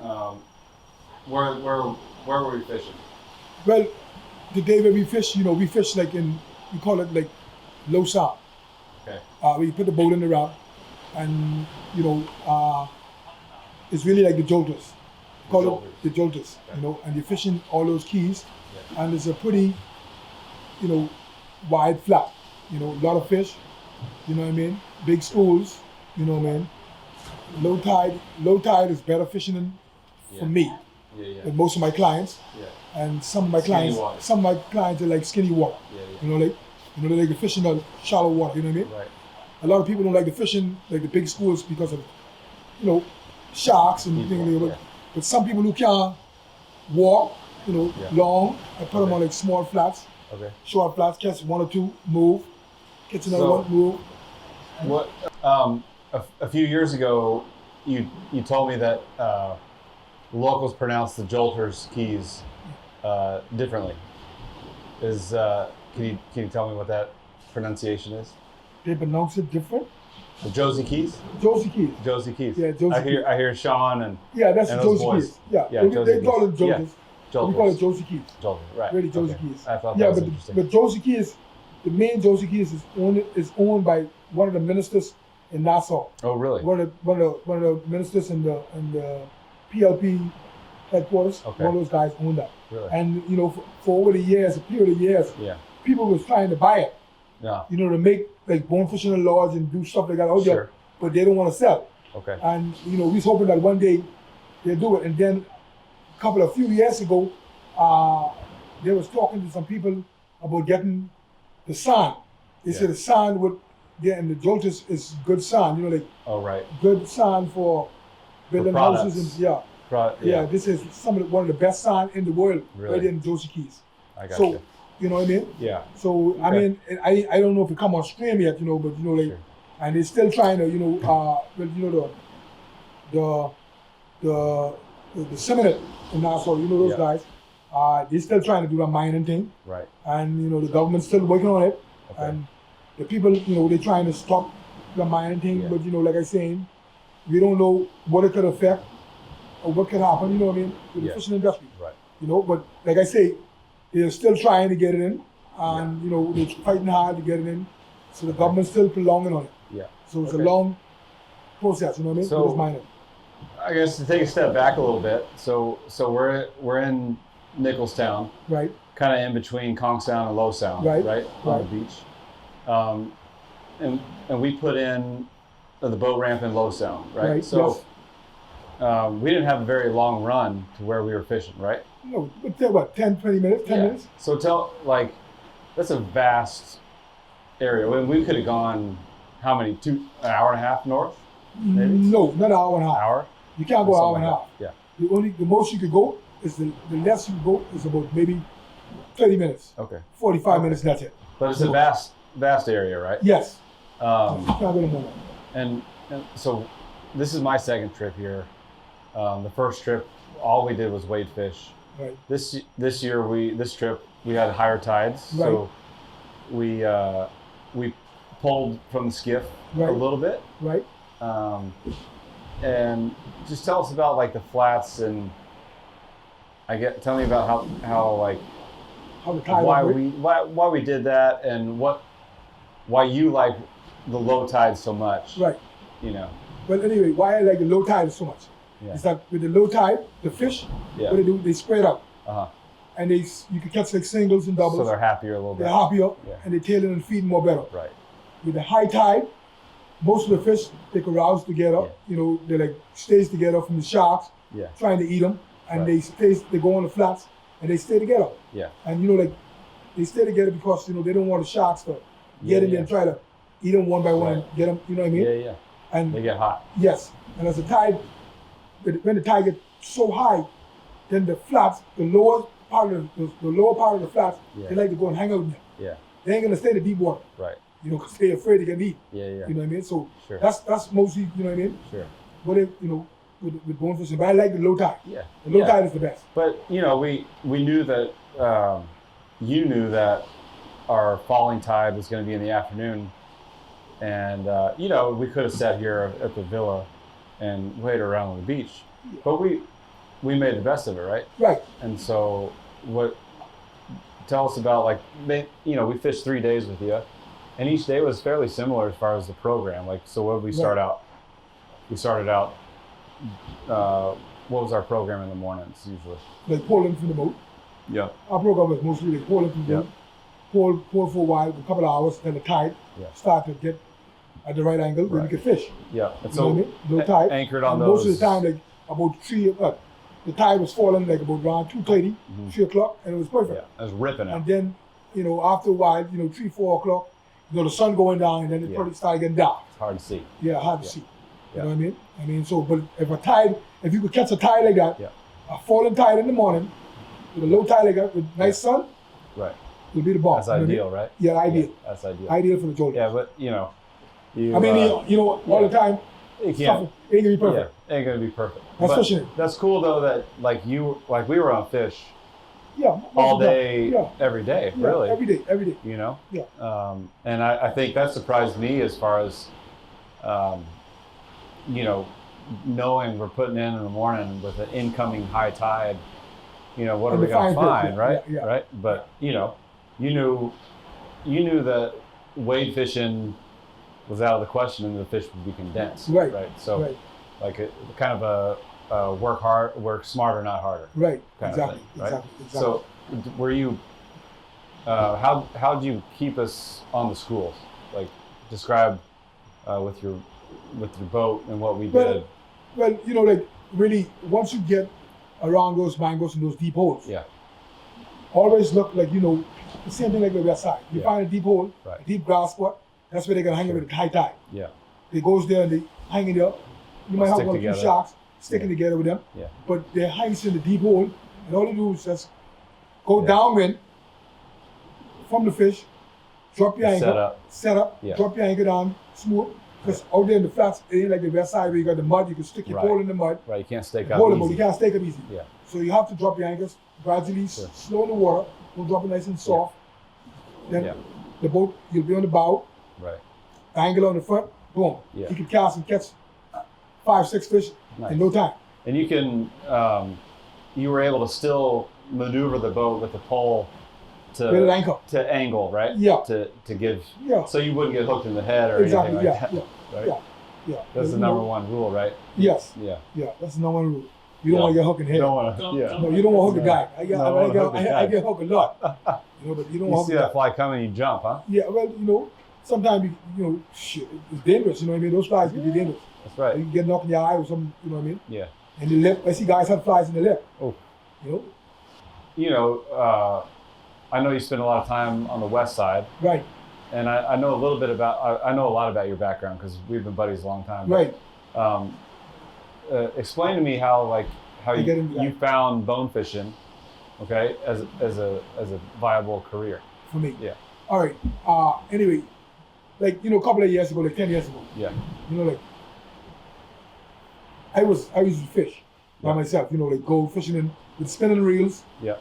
And go on the flats with my friends, Mhm. and we go and catch like fish for us to eat. Yeah. To make your stew conk and your stew fish in the morning Right. with the family. And sometimes I say to myself, so a couple of years ago I said to myself, I said, you know what? I think I better get into guiding, you know what I mean? I could do this, you know what I mean? You're finding fish. Because I find the fish, I know the flats. Yeah. I know how to run a boat. I know where all the fish are. So Yeah. like a couple of years ago, right in this river, Yeah. I had like 2 guys who want to fish. Yeah. And these guys, they was here fishing on kayaks and stuff, and they was down in Pleasant Harbor. Okay. Right? They left from here, and they went in Pleasant Harbor, and they stayed with this lady in another lodge. And she said that, anybody who come to my lodge have to use my guide. And, the guy already died. He died probably 6, 7 years ago. He already died. But, he was a good friend of mine. He was a good guy. I like him. He was Jack's friend. And he was a good guy. And he, the problem is with him, what he was doing with these clients, he was taking them to the same flat every day. Yeah. And they, not to getting pissed off at it, but they get notice. They say, right, notice. they notice it, and they say, man, we got to do something. So what they did, they got a few kayaks. They got 3 kayaks. And one day, right on the ocean there, me and my son, I was on my, the panty dropper, the jet ski. Yeah. I had a panty dropper, and I went around the Dodson area, Uh-huh. riding around, just skating around a little bit, and I went into the flat with my jet ski. Yeah. And I was coming back up, and I saw these 3 guys, struggling to get up the current paddling. Yeah. So I swing over to them, my jet ski. Hey guys, and they are, they talking to me in a nice way. They say, man, listen, Prince, we've been in like 2 days, Yeah. and we ain't hardly caught no fish. I said, what? You ain't caught no fish? All those fish are there? He said, so the guy said, Neil, he said, man, listen, you can guide? I said, sure I can guide, But I was just No. trying to. Yeah. I didn't know shit, was going on. So I said, I can try this anyhow. Yeah. I can make this money. You know what I mean? Right. Yeah. So I say, So I was lucky the first time to do it and make our money, and I did it right. Yeah. So I said to myself, let me try this. So the next day I said, look here, guys, I can get a boat. And I can take you out. So I went and borrowed one of my friend's boat. Yeah. I said to myself, I said, you know what? Let me take this guy. So I said, all right, guys, I'll meet you all by nose landing, like about 8 o'clock sharp. Yeah. I run down there, pass here, run down there, go down there, boom. Yeah. Pick them up, hit the flats. I get them on like 2 nice, huge flats, you're walking like almost a mile and a half. And these guys are great fishermen. I told them, Really? good. They like the fishing by themselves. And normally, how I fish with 3 guys or 4 guys, Yeah. I normally got how these guys got the radios. Yeah. I give each guy a radio. And I say, listen, if I walk in the water or so, I give them a radio. And if they ain't find no fish, I say, they'll call me Prince. Better walk now, I'll say, keep walking west. Yeah. Or keep walking south. Sure. And I put these guys on the flat all day. These guys caught I talk about 6, 7, 8 fish a piece. Mm-hmm. And they believe to me, I was one of the best guys they ever been in their life. Yeah. You're, So I invited them back like a couple of years ago. You know, after that, I invited them back and I had them stay here. And late in the evening, just like I come to you guys, I sit down at that table. yeah. Neil said, listen, Prince, you want to learn how to tie flies? I said, shit, yeah, I want to learn that. Yeah. And believe me, I sit down and he showed me how to tie flies. Yeah. And that's one fishing guy I'll never forget. Yeah. This dude learned me a lot of shit. Yeah, you know, man. on the water, how to tie flies, right? Just sitting on the table. And I tied flies. And I tied the first one. Yeah. It wasn't too good, right? Yeah. I tied the second one. I tied one or two. And then he started saying to me, man, you could be pretty good at tying flies. Yeah. I said, shit, yeah. So I started tying flies and tying them. The next day I tied, more, and it started looking pretty good, Yeah. Yeah. So what do you do? He said, the next time we come back, we gotta bring you like tying stuff, and we gotta bring you like a bench to tie flies. And they brought me one. Yeah. And from there on, I was going. Nice. And they keep coming to me like years after years. And I used to fish. That's I used cool. to take them out fishing it, right? Yeah. I used to fish 3 guys in the boat, right? And they used to, like give me an extra money for the next guy when Yeah. I fished 3 guys. So I did all that for years with them. Then after a while, Okay. the rule came in that you can't fish. By yourself without a You guide. can't fish 3 people in the boat no Okay. more. You know what I mean? Sure. You gotta fish 2 people. Yeah. So I told them that, and then after a while, and then after that, the boat you all riding today, Yeah. the Hughes, each one of those guys, it was Rob, Neil, Freddie, Don, and Henry. Okay. 5 guys. Yeah. All I put together, and they sent me about $15,000. Damn. 15 grand they sent me. There you go. And I went and bought that Hughes. That Hughes. Yes. Nice. 15 grand. So they And I bought it. They were so, they liked me so much. They say, look here. they knew I you think- had a future. Yes, they say this business is getting so good. The first good. boat I bought was the Silver King. Yeah. I bought it from Miami Beach. And I bought that, and I bought it from one of those Israelis Yeah. in Miami Beach. Bought it, bring it over, had it all rigged up, Okay. cleaned up, rewired and everything. Brought it over, and I had it in my yard sitting there. I was using that, and then things was getting so good, moving, Yeah. rolling, and fishing and coming in. They said I can buy another boat, so Yeah. they sent the money to me. Okay. I sent it over, bought it, and I had 2 boats. from Nice. there. Nice. And I maintain them. Good deal. And So I don't know if you look at them, right, they still look in good shape. yeah, man, you know what you're doing. I know they're I doing. know that. Yeah, they still in good shape. So about the Jolters. So what's so great about the Jolters? Why should people come fish the Jolters? What's appealing about it? The Jolters, you know why it's so good about the Jolters? I think it's the sand. Sure. The sand, the bottom is more harder. Well, it's I don't know if you fairly noticed. easy I don't know if you walking. noticed your buddy yesterday running on the flats. yeah, Running, man. they come. You see him running? Oh yeah. I try to figure. You figure out Randomly. way more space you can run like that What? on the flats and not fall down. Or, Because he was a ways from me, and I was the one catching the fish. So Right. he had. Yeah, but you Well, notice that way he over was there. running. He was running, Right. coming to you. Yeah. And those places you go like that, you can't find places like that. Right, no. They're all hilly and Yeah. deep water. Yeah, And yeah. so and out there, why I so like out there, like the water gets so shallow sometimes. Yeah. And the fish come to the ocean and they be able to feed in the tail, and you can hook Yeah. a bunch. They do seem to be Yeah. happiest in the Happy. shallowest water. And shallow water. Where- and notice on the ocean Yeah. there is how happy they be able to. Yeah, and that's easy.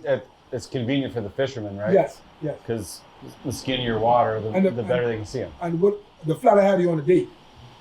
I mean, to tell you the truth, you ain't seen that yet. If I could get a good day on the flat, Yeah. to show you what's going on the flat. They were a little like when we spooky in fish, that, though. when we fish. Yeah. So what I was telling you about here today, that what we was doing today, we was behind the fish, Uh-huh. but you saw when you eat lunch. Yeah.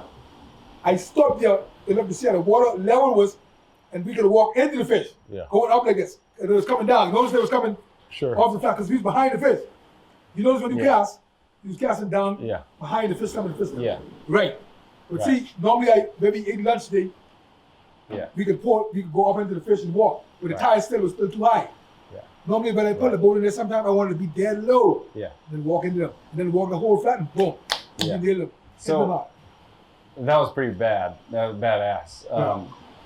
We had a phenomenal time. I had to walk with Aldo most of the time, Yeah.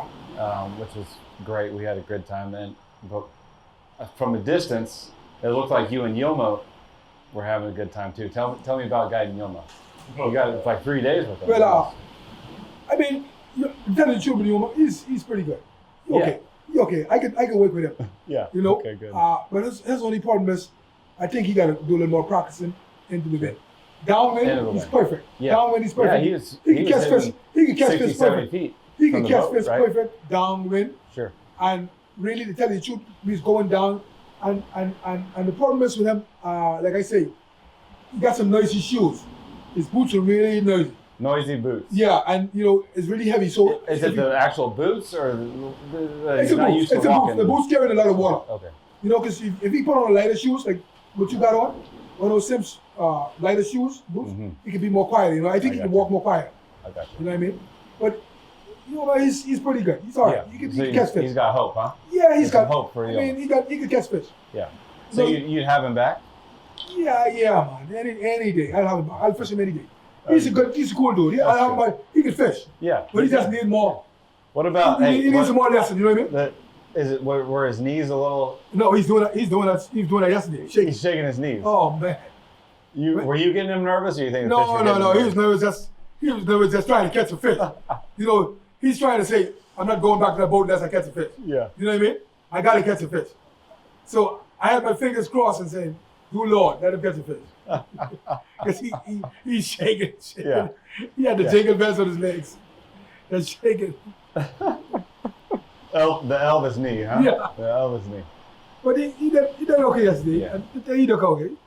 I got you. He caught a few fish in the boat. Yeah, and you were trying. There's one aspect of his cast you were really working. Yeah, working with.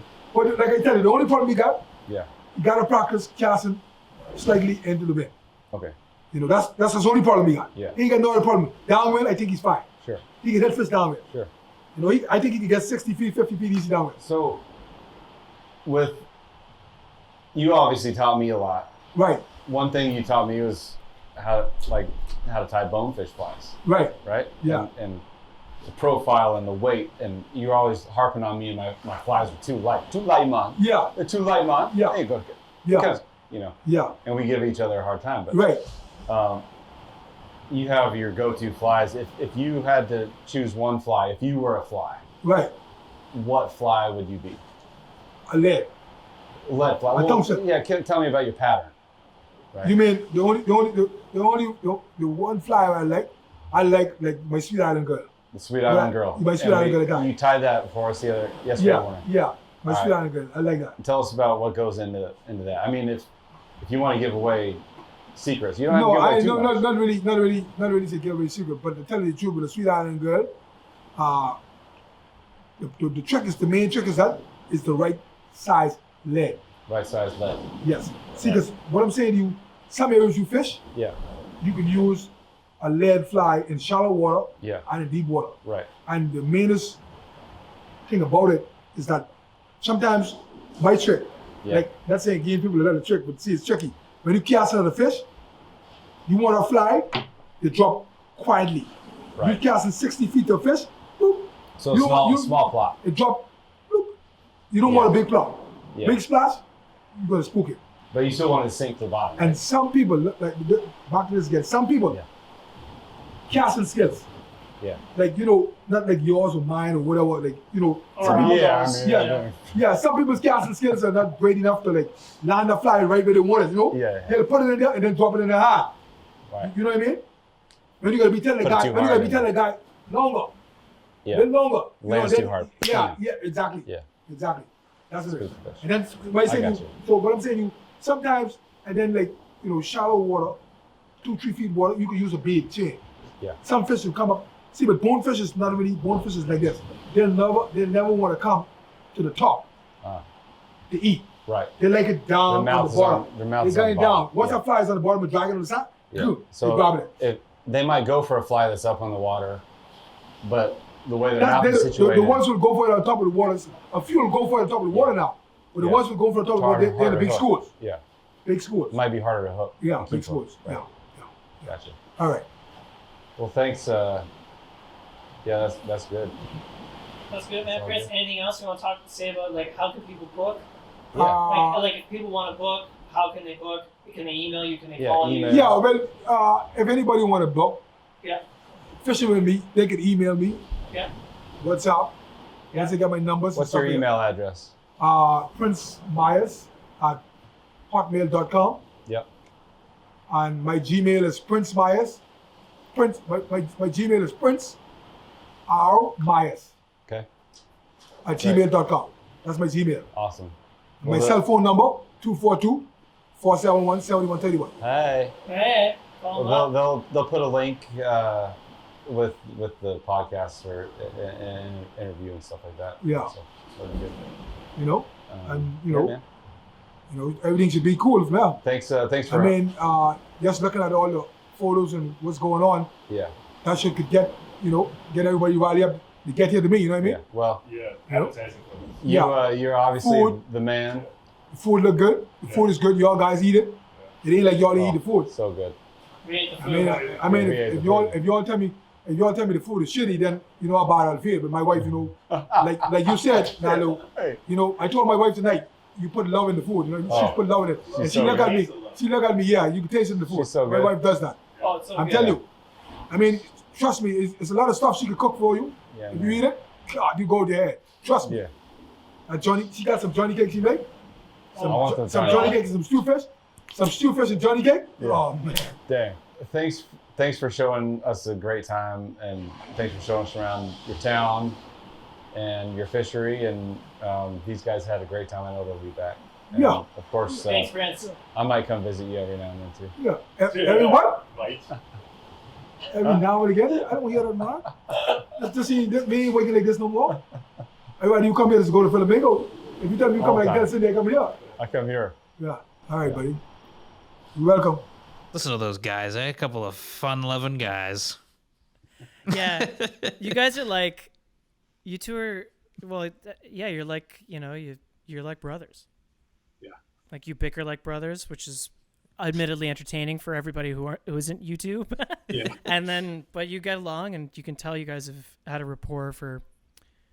Is that kind of safe to? Was that like when you first met Prince, where you're like, this guy's kind of, is my kind of guy, kind of thing? I was intimidated and didn't know what to think of Prince for a while, and then I started just really noticing that he, just by watching him, I got to spend like a week riding on the cooler of his skiff at Flamingo and seeing how he maneuvered his boat and how he set his shots up and how he coached through the shot as far as when to strip.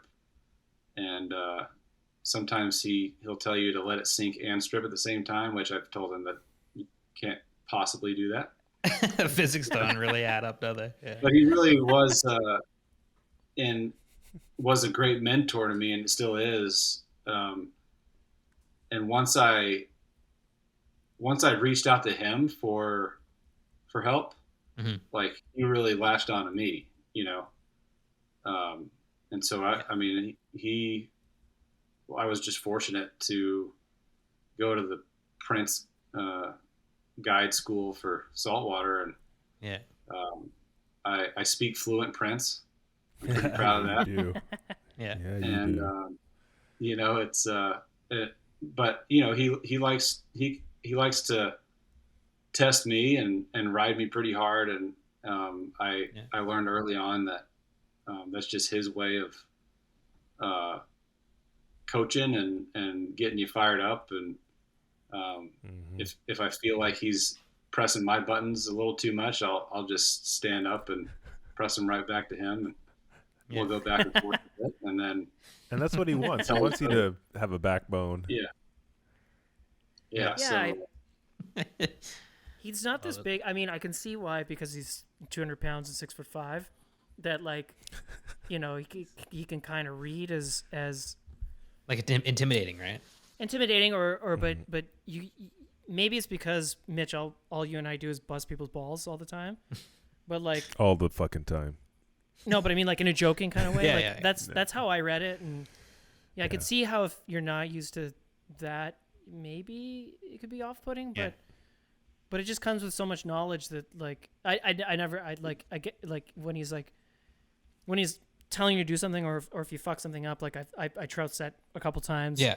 And it's more like, come on, man, like, you know better, you know. Right, like, I know, right, I've right. seen you do the thing, Yeah. do the thing that you know how to do. It's like a coach. You know? It is like a coach. Yeah. You're right. Yeah. Yeah, and so exactly. that's how I didn't read it as intimidating. You know, I've heard some nightmare stories from Right. you know, from saltwater, some people going to the salt and not having a good time. I can't see why you wouldn't have a good time with Prince. Especially, he's so proud of where he's from. Yeah. So proud. Like, he's so proud of his backyard and being from Andros and his bonefish and his community. Like, just, Matt brought it up. He's like, he waits to do his errands until we're all in the car, you know? Yeah. And he's like, check it out. Look at these guys with the cameras. But then he's also like, guys with the cameras, like, this is the guy at the gas station. His name is this. And this is the grocery store that I always go to because this is, you know, this person, they run fun. the grocery store. And So he had a blast, like, my- just getting to show you, Yeah, like, his and we, life like- and stuff. Oh yeah. we met his wife and his sister-in-law cool. and, like, you know, the bar he took us to buy that beer. He's just like, Met his this guy's son. had this bar forever. His son's awesome. And it was just like, the whole thing was awesome. And people say fishing's just about the fish. Eh? Come on. Eh? Right. It's not. So Oh, and much also, if I may say so myself, I've been told that I can be a little bit sensitive to Everything. things. And if I had a great time with Prince, I mean, I'm sure anybody will. So that's just The that's thing all. is with Prince, you know, he's one of my best friends, and I know a lot of fishing guides, and I can say without a doubt, he's more excited and wants you to catch that fish more than any guide that I've ever been around. And Right. Like, he's genuinely, he like, wants you to catch that really. fish more than you do. Yeah. No. And it comes across that way, and he's just enthralled with bonefish. I mean, he knows how to find and catch permit and tarpon too, but he's got this relationship with those bonefish that you know, he's just a master of it, and he's an endearing soul too, you know, and you see his big smile, and all he wants to do is put you on fish and show you his backyard and show you a good time. Yeah. Yeah. Exactly. We learned a lot. I hope I don't think it's going to be the only time I fish with him, but I think it's, you know what it is you can tell he's an angler. Like, if it's his day off, I know he's going fishing. Yeah. He's not doing something else, you know? And it's kind of like you and Joe down in Texas, Matt. Like, it was your day off today, and you spent it on the skiff. Yeah. It's like, okay. You know, like, you guys just, like, you know, live and breathe it, and you could feel that from him too, right? So it's just like, if he wasn't guiding us, he'd probably be fishing for bonefish. Yeah. I'm assuming Yeah. that's the way it felt anyway. Yeah. For sure. Well, I mean, geez, sounds like a heck of a trip. I mean, that is definitely an in-depth report. I'm looking it at sounds photos. The photos are, everybody wait for the photos and check our Instagram, because, I mean, we've already been kind of posting a little bit along the way, and they're just pretty gnarly, like, scenes. But it sounds like it's just like an all-around successful trip. You guys caught a bunch of fish, had some fun, got to meet Prince, cool guide. He sounds like an awesome guide. He's on Instagram now, by the way. Oh yeah, didn't you Matt- make him an account? I did, I and love it.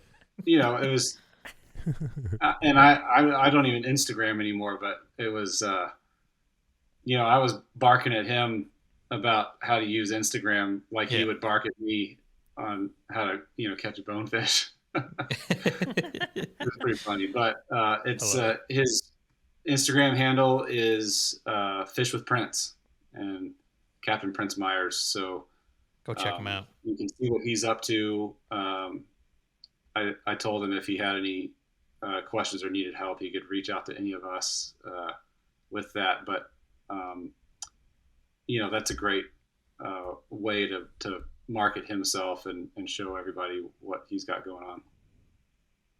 Yeah, absolutely.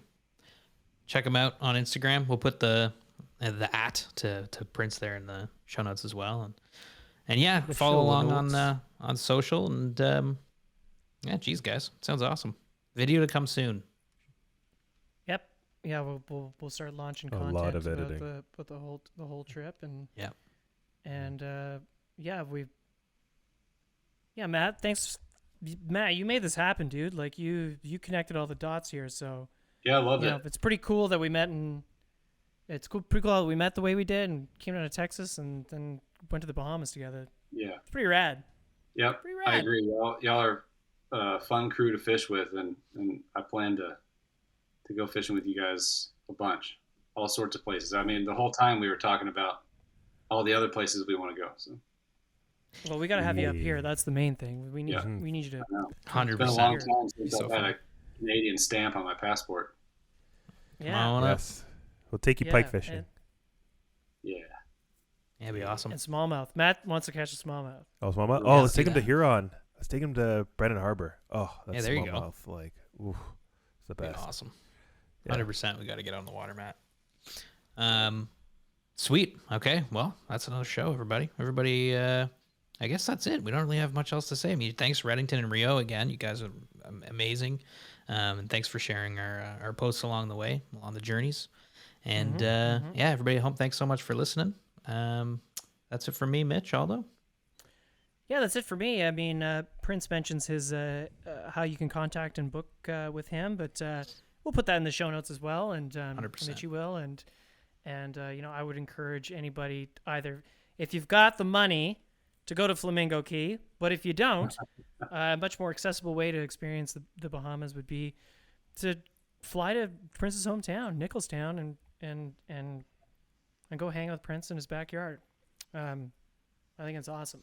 It's an awesome way to Absolutely. fish. But yeah, thanks everybody. Yelma? Thanks, everyone. Thanks for listening. And Matt? I enjoyed it, guys. Appreciate it. Absolutely. Thanks for coming on, Matt. It was good to see you, man. Likewise. See ya. You can find all of our content at sofly.ca. Reach out via email by sending your questions or comments to info@sofly.ca. Find us on Instagram @the SoFly Crew. Thanks for listening.